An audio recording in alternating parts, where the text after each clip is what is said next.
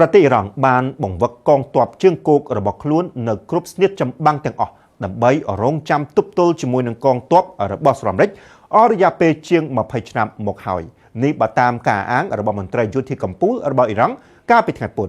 លោកអាលីអាក់បាអាក់ម៉ានឌៀនមន្ត្រីយោធាកម្ពុជារបស់អ៊ីរ៉ង់បាននិយាយថាអ៊ីរ៉ង់កំពុងរងចាំកងទ័ពអាមេរិកមកដល់ដោយសារតែកងទ័ពអ៊ីរ៉ង់ត្រូវបានបំពាក់បំប៉នជាមួយនឹងយុទ្ធសាស្ត្រសង្គ្រាមអស់រយៈពេលជាង20ឆ្នាំមកហើយលោកថាអ៊ីរ៉ង់មានសារតែមួយគត់ផ្ដាំទៅកាន់ទាហានអាមេរិកហើយនោះគឺសូមកងទ័ពអាមេរិកអញ្ជើញចូលអ៊ីរ៉ង់មកការអាងនេះបានកើតមានឡើងជាការឆ្លើយតបទៅនឹងសហរដ្ឋអាមេរិកដែលកំពុងពិចារណាជំរឿនដាក់ពង្រាយកងទ័ពជើងគោកចំនួន 1000 នាក់ទៅកាន់តំបន់មជ្ឈិមបូព៌ាក្នុងរយៈពេលប៉ុន្មានថ្ងៃខាងមុខនេះបើតាម AP ជំរឿនទាំងនោះរួមទាំងការដាក់ពង្រាយកងទ័ពនៅលើឆ្នេរសមុទ្រនិងកោះអ៊ីរ៉ង់ដើម្បីបើកច្រកសមុទ្រហូម៉ូសឡើងវិញយ៉ាងណា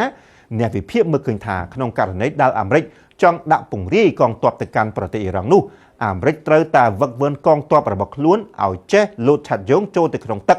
ដែលមានចំនួនឬក៏អរិភាពដើម្បីដណ្ដើមយកតំបន់សំខាន់ៗនិងអាកាសយានដ្ឋានជាមុនសិនបច្ចុប្បន្នតំបន់មជ្ឈិមបូព៌ាកំពុងត្រូវបានលេបត្របាក់ដោយភ្លើងសង្គ្រាមបន្ទាប់ពីអ៊ីស្រាអែលនិងអាមេរិកបានបើកការវាយប្រហាររួមគ្នាលើអ៊ីរ៉ង់កាលពីថ្ងៃទី28ខែកុម្ភៈការវាយប្រហារនោះបានសម្លាប់មនុស្សប្រហែល 1300 នាក់រួមទាំងមេដឹកនាំកម្ពុជាអ៊ីរ៉ង់លោកអាលីខាមេនីផងដែរយ៉ាងណាអ៊ីរ៉ង់មិនបាននៅស្ងៀមនោះទេពលអ៊ីរ៉ង់បានបើកការសងសឹកតាមរយៈការបាញ់ស្រោចមីស៊ីលនិងយន្តហោះដ្រូនវាយប្រហារលើប្រទេសអ៊ីស្រាអែលហ្សូដានីអ៊ីរ៉ាក់អារ៉ាប់រួមនិងបណ្ដាប្រទេសឈូងសមុទ្រផ្សេងទៀតដែលមានមូលដ្ឋានយោធាអាមេរិកកំពុងឈរជើងនៅទីនោះ